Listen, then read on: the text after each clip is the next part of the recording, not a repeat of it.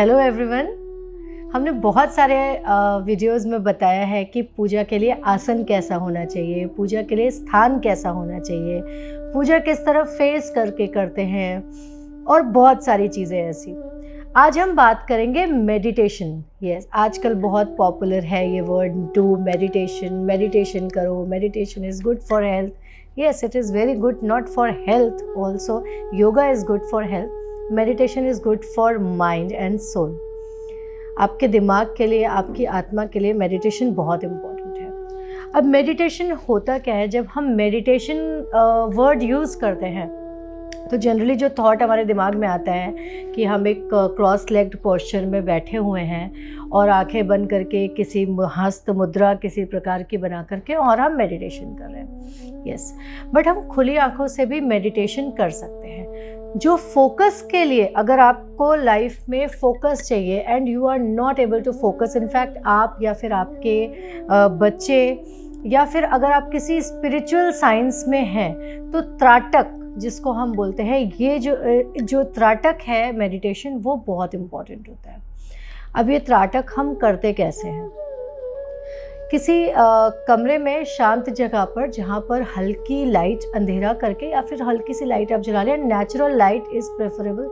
Like अगर natural light मतलब अगर आप घी का दिया जलाते हो, वहाँ पर अगर आप घी का दिया किसी ब्रास के दिए में और घी डाल करके उसमें दिया लगाते हो और उसकी लौ को आप एक टक देखो, फोकस करो, आंख बंद करने की भी ज़रूरत नहीं है, आप उसको एक टक देखो, उस पर आप फोकस करो। थोड़ी देर के बाद आपको सिर्फ वो लौ दिखाई देगी और आसपास आपको बिल्कुल अंधकार दिखाई देगा।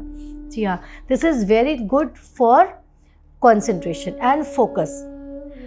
सो जो लोग स्पिरिचुअल साइंसेस में, उनके लिए तो मेडिटेशन बहुत इम्पॉर्टेंट है। और केवल उनके लिए ही नहीं, जो लोग नहीं भी हैं स्पिरिचुअल साइंसेस की तरफ या, बट उनके लिए भी मेडिटेशन करना एवरीडे बहुत अच्छा होता है। माइंड फ्रेश होता है, हमारी सोचने और समझने की शक्ति, डिसीजन पावर अच्छी होती है, हेल्थ भी अच्छी होती है। Yoga, meditation, this is very important because when the body is at ease there is no disease. So जब हमारी बॉडी अच्छी होगी, लाइट होगी, तो हमारे को कोई डिजीज़ भी, बीमारियां भी नहीं लगेंगी। दूसरा जो तरीका होता है कि जब भी आप मेडिटेशन करो तो अपने पास में आप एक कॉपर के पॉट में पानी रखो, क्योंकि पानी में, वो मैंने पहले बताया हुआ है ये चीज़, कि पानी में एनर्जीज़ होते हैं, ऐसी पावर होती है कि वो आपकी सारी एनर्जीज़ को वो एब्जॉर्ब कर सकती है। तो ड्यूरिंग मेडिटेशन आप उसको अपने पास रखो। मेडिटेशन के बाद आप जो एक मेटल के वो डाउजिंग वो आते हैं पेंडुलम्स, वो मत यूज़ करो आप रुद्राक्ष की माला और उसकी एनर्जीज़ को चेक करो। वो पॉजिटिव एनर्जीज़, और उसमें बहुत ही like high quality of meditation उसमें होता है, उस पानी के अंदर बाद में आता है। आप उसको डाउजिंग से, रुद्राक्ष से आप चेक करो, अगर वो क्लॉकवाइज घूमता है दैट इज़ वेरी गुड। आप उस पानी को रखो, बाद में पियो और उसको यूज़ कर सकते हो, that is very good. And अगर वो एंटी क्लॉकवाइज घूमता है तो आप वहीं पर मेडिटेशन अपना रोको बाद में और समझो कि गलती क्या हुई है या फिर कहाँ गलत हो रहा है और क्यों ये मेडिटेशन में हमारे नेगेटिविटी आ रही है। एक तो ये हो गया। दूसरा, बहुत सारे लोग मुझे बोलते हैं कि मैं ना मेडिटेशन नहीं कर पाता हूँ या नहीं कर पाती हूँ, क्योंकि जब भी हम मेडिटेशन करते हैं तो हमें बहुत सारे थॉट्स आते हैं, मेरा माइंड इधर चला जाता है। जाने दो, माइंड है, चंचल होता है, और अगर विचार आ रहे हैं, अच्छे विचार, बुरे विचार, जो भी आ रहे हैं, आने दो। आप सिर्फ कंसंट्रेट करो, आइज़ बंद करके, जो भी विचार आते हैं आने दो। जो विचार जैसे भी आते हैं, आपको शेप्स दिखते हैं, कलर्स दिखते हैं, गो फॉर इट, जाने दो उसको, आने दो विचारों को। ये थोड़े दिन चलेगा और धीरे धीरे धीरे धीरे आप उस पर फोकस करने लगोगे। मेडिटेशन का जो सबसे अच्छा समय होता है वो होता है 20 मिनट, आधा घंटा सनराइज़ के पहले या सनराइज़ के बाद।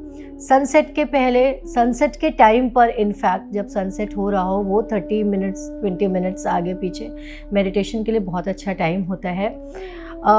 Mid day and mid night also it's very good, बहुत अच्छा होता है मेडिटेशन करने के लिए। 4 महारात्रिस बताई गई हैं जो मेडिटेशन करने के लिए या फोकस मंत्रा चैंटिंग के लिए जो बहुत अच्छी पावरफुल नाइट्स होती हैं, वो 4 महारात्रि कहते हैं हम उनको, वो हैं होली, दिवाली, शिवरात्रि और जन्माष्टमी। इन चारों के अलावा लूनर एक्लिप्स यानी जो चंद्र ग्रहण या सूर्य ग्रहण के टाइम पर भी मेडिटेशन आप कर सकते हो, मंत्रा चैंटिंग आप कर सकते हो। इन सब के अलावा वैसे तो हर दिन ही बहुत अच्छा है, बट अगर ये दिनों में आप करते हो तो उनकी पावर 100 गुना 10 फोल्ड्स उसके बोलते हैं रिजल्ट्स उसमें मिलते हैं। और इन सब के अलावा पूर्णिमा के दिन भी मेडिटेशन करना बहुत अच्छा होता है। मेडिटेशन जब आप कर रहे हो तो एक अच्छे ईयरफोन्स आप यूज़ कर सकते हो, ताकि आपको you feel good.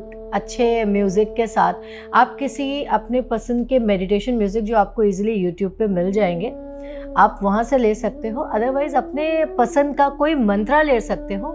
Mantra chanting के जो भी ये होते हैं वीडियोस होते हैं, वो आप अपने कान में लगा करके यू कैन मेडिटेट। अब एक बहुत ही इम्पॉर्टेंट बात,